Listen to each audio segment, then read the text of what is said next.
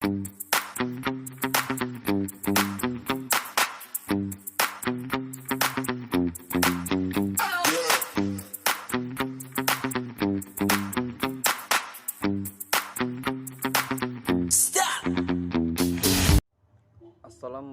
warahmatullahi wabarakatuh.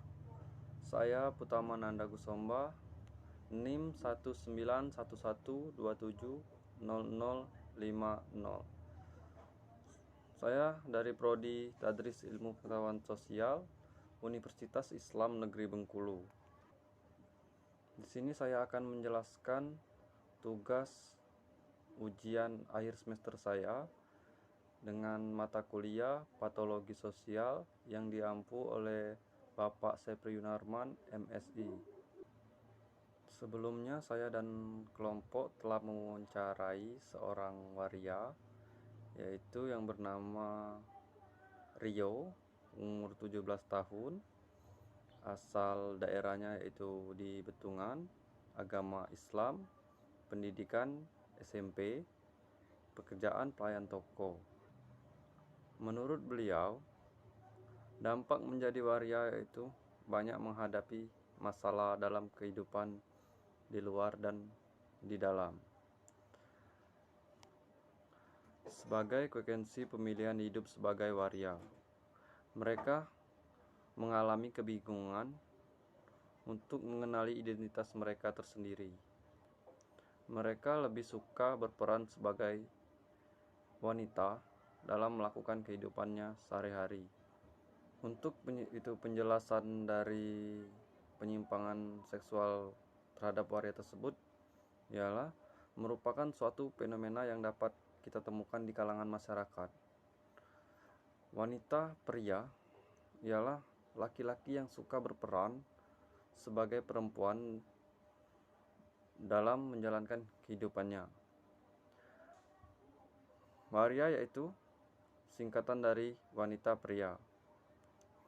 Waria yang sering kita sebut dalam kata sehari-hari yaitu bencong ataupun banci adalah salah satu penyimpangan sosial di masyarakat.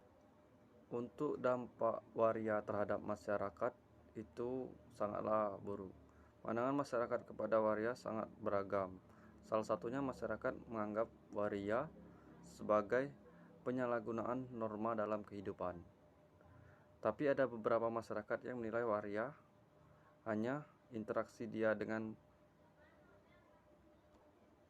mereka sangatlah buruk. Dalam pasal 28 ayat 2 Undang-Undang Dasar Negara Republik Indonesia tahun 1945 digunakan untuk memverifikasikan pembatasan diskriminasi terhadap waria yang dinilai bertentangan terhadap norma dan nilai dalam agama. Untuk Undang-Undang Nomor 39 Tahun 1999 tentang HAM atau Hak Asasi Manusia tidak secara spesifik menyebut tentang hak kebebasan memilih identitas seksual. Dan untuk faktor yang menyebabkan seseorang menjadi bencong atau waria tadi, yang pertama, seseorang menjadi waria disebabkan oleh faktor biologis, yaitu karena lebih dominannya hormon seksual perempuan dibandingkan hormon seksual laki-laki. Hormon seksual perempuan mempengaruhi pola perilaku seseorang menjadi feminim dan berperilaku perempuan. Untuk faktor yang kedua yaitu faktor psikogeni, yaitu seorang menjadi waria juga yang disebabkan oleh faktor psikologis. Iklim keluarga yang tidak harmonis sangatlah mempengaruhi perkembangan psikologis anak. Misalnya keinginan orang tua memiliki anak perempuan dan yang terjadi yaitu melahirkan anak laki-laki. Maka dari itu bisa terjadi atau bisa menyebabkan anak tersebut memiliki banyaklah hormon perempuan dibanding hormon laki-lakinya. Untuk faktor sosioekonomi, yaitu lingkungan yang kurang kondusif, juga dapat mendorong penyimpangan perilaku sosial anak tersebut hingga menjadi waria. Dan juga didorong oleh faktor seperti tuntunan ekonomi, adanya trauma sejak dini, terpengaruhnya budaya barat, dan terjebak pada raga yang salah.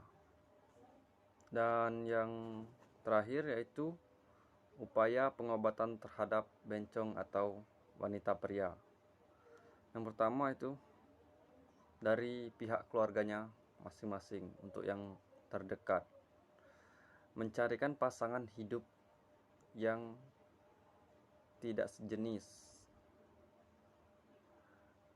Pengobatan bagi waria tersebut yaitu ada dua, yaitu mengubah kejiwaan atau menyempurnakan kelamin sesuai identitas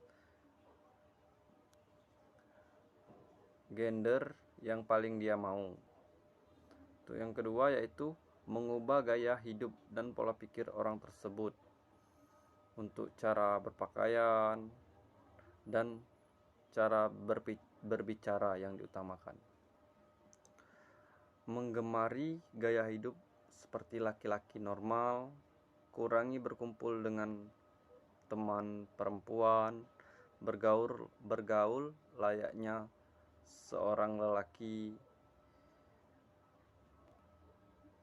dan mengikuti kegiatan anak laki-laki pada umumnya. Ada juga melalui teman dekatnya, yaitu memancing sifat kejantanan seorang waria tersebut dengan cara yang cukup keras, seperti memukul, memendang, dengan tujuan agar si waria itu marah dan menjadi lelaki seutuhnya. Sembuh atau tidaknya waria tersebut tergantung dari pemeriksaan yang dilakukan oleh orang ahlinya, dan tergantung juga faktor dukungan menjadi waria atau tidaknya. Itu semua tergantung dari orang tua dan orang-orang terdekatnya. Baiklah, itu saja yang dapat saya sampaikan atau saya jelaskan. Lebih dan kurang saya mohon maaf. Saya akhiri. Wassalamualaikum warahmatullahi wabarakatuh.